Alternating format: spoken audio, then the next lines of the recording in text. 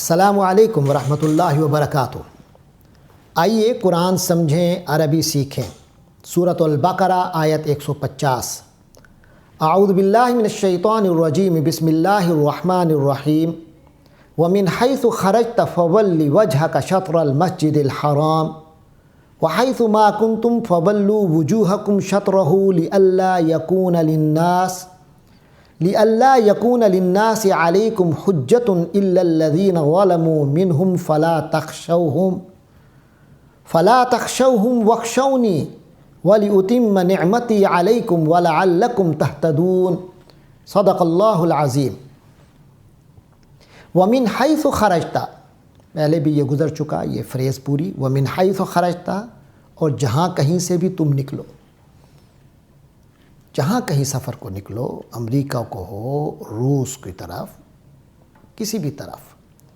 فولی تو پھیر دو وجہ کا اپنے چہرے کو، شطرا رخ پر، المسجد الحرام مسجد حرام کی طرف، یعنی کہیں بھی سفر پہ جائیے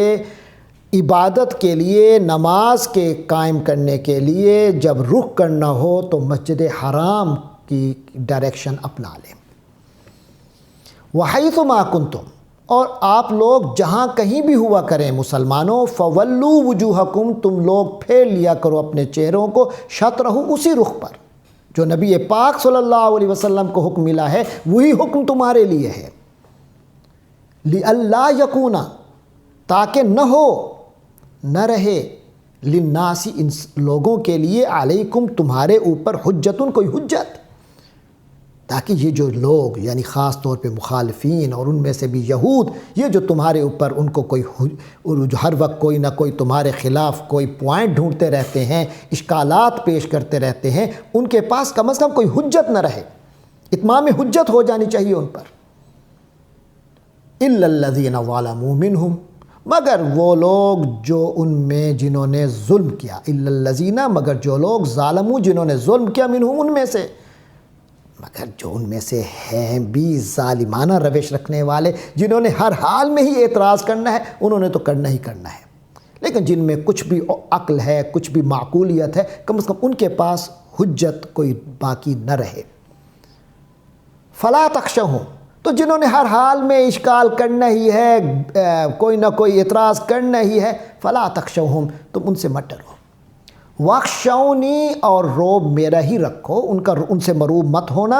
اور میرا ہی روب تم اپنے دلوں پر رکھو۔ جب میرا روب ہوگا تو پھر کسی اور کا روب نہیں چلے گا۔ وَلِأُتِمَّ نِعْمَتِي،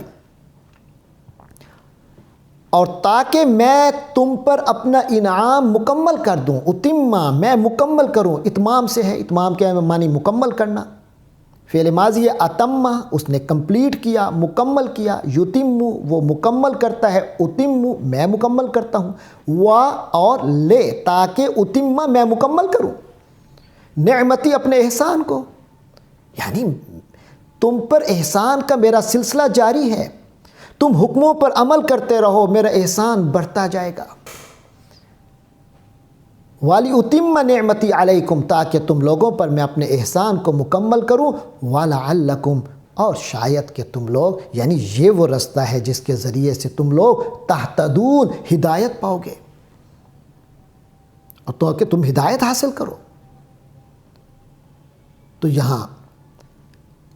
اس سے مراد یہ ہے کہ نمبر ایک تو یہ کہ یہودی جب مسلمانوں نے کچھ عرصے کے لیے بیت المقدس کو قبلہ بنایا تو یہود نے بڑے فخریہ کہا، دیکھو ہم ہی سچے ہیں، تو آخر انہیں مجبوراً قبلہ تو ہمارا ہی بنانا پڑا۔ اور دوسری طرف سے مشرکین مکہ اعتراض کر رہے ہیں کہ دیکھو جی، یہ کہتے ہیں ہم ملت ابراہیمی پہ ہیں، دیکھو حضرت ابراہیم کا قبلہ تو بیت اللہ تھا، مسجد حرام تھا، انہوں نے اس کو چھوڑ کے دوسرا قبلہ بنایا ہوا ہے مدینہ جا کر۔ اعتراضات تھے، جبکہ یہ اللہ تبارک و تعالیٰ کی تدبیر تھی کہ کچھ عرصہ اللہ نے ایک خاص حکمت کے تحت بیت المقدس کو قبلہ بنایا، لیکن یہ تورات وغیرہ میں بھی موجود تھا کہ حتمی قبلہ مسلمانوں کا ہوگا وہی مسجد حرام، تو یہود کے علماء کو پتہ تھا،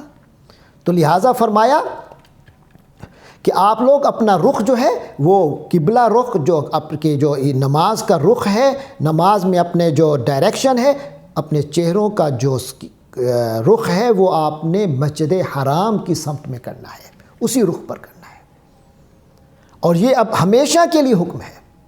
حضور پاک کے لیے بھی ہے، تمام امت کے لیے بھی ہے۔ اور فرمایا اس پر تم نے کاربند رہنا ہے